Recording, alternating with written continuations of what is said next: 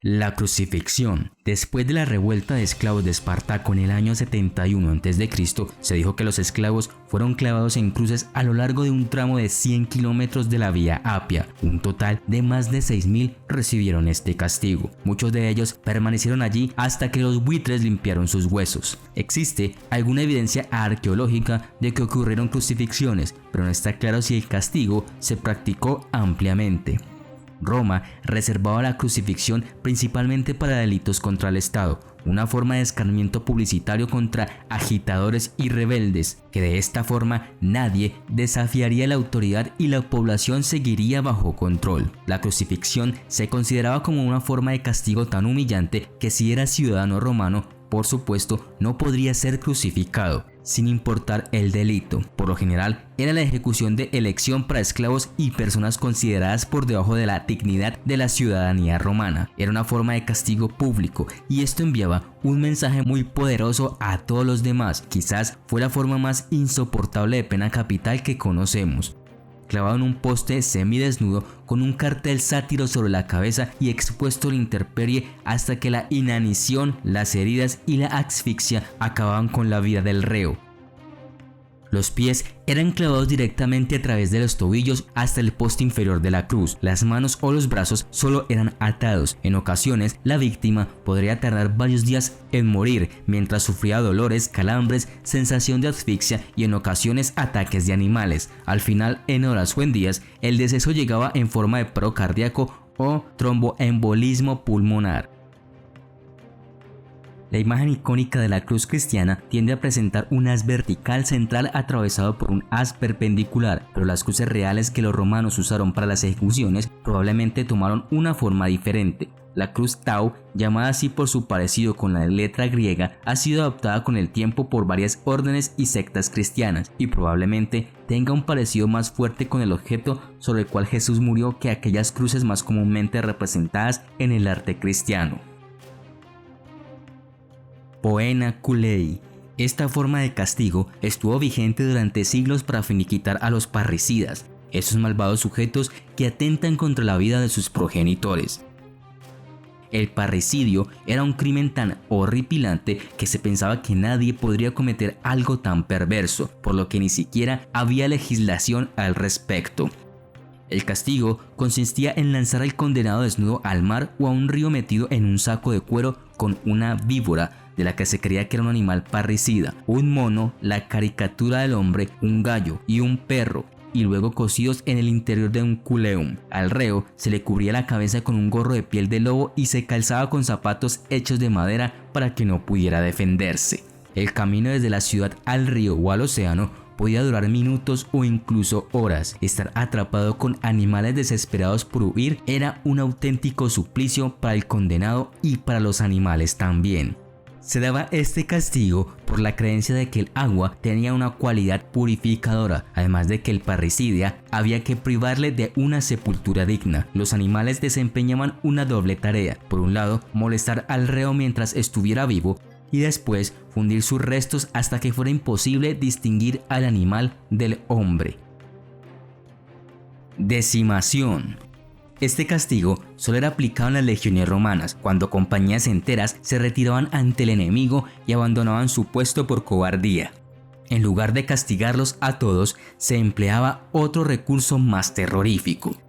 Este castigo implicaba dividir una cohorte romana entera, aproximadamente 480 soldados, para la pena capital por lotería. La cohorte condenada a ser diezmada se dividía en grupos de 10. Cada hombre tenía que sacar un objeto. Esto podría haber sido pajas o piedras blancas o negras. El soldado con la piedra negra sería así ejecutado por sus compañeros de armas restantes, ya sea por lapidación o golpes.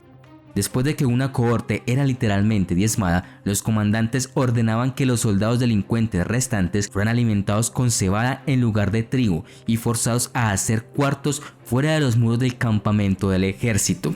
Debido a que el castigo era estrictamente por sorteo, todos los soldados en una cohorte eran potencialmente responsables de la ejecución, independientemente de la culpa real, rango, inocencia o registro de servicio. Aunque la decimación se usó en pequeñas medidas y solo bajo circunstancias extremas, se desconoce cuán frecuente y común fue realmente la práctica.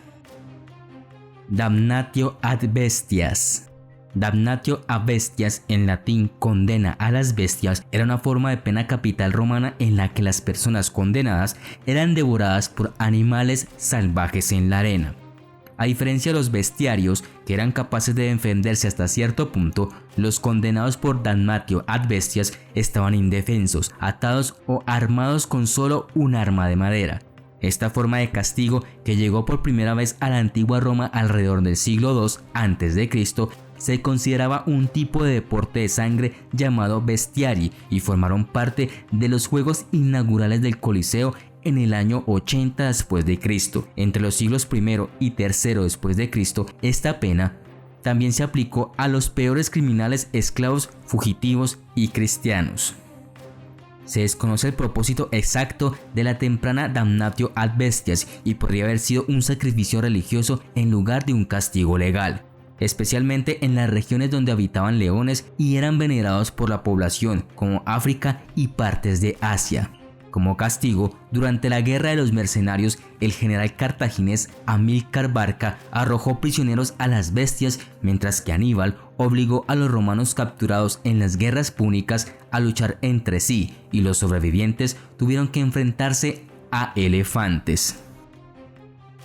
Los leones eran raros en la antigua Roma y el damnatio ad bestias apareció allí no como una práctica espiritual, sino como un espectáculo. Además de los leones, se utilizaron otros animales para este propósito, incluidos osos, leopardos, tigres del Caspio y panteras negras. Se combinó con el combate de gladiadores y apareció por primera vez en el foro romano y luego se transfirió a los anfiteatros.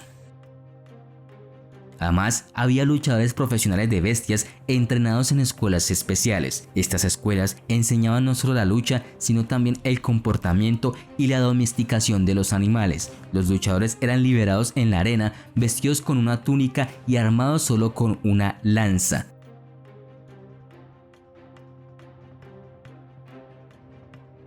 Enterrados vivos. Este era un castigo exclusivo de las vírgenes vestales que rompían sus votos de castidad.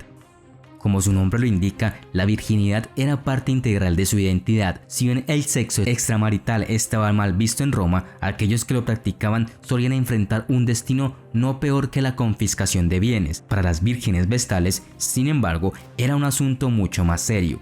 Fueron consideradas hijas del Estado y tener relaciones con cualquiera era equivalente a traición.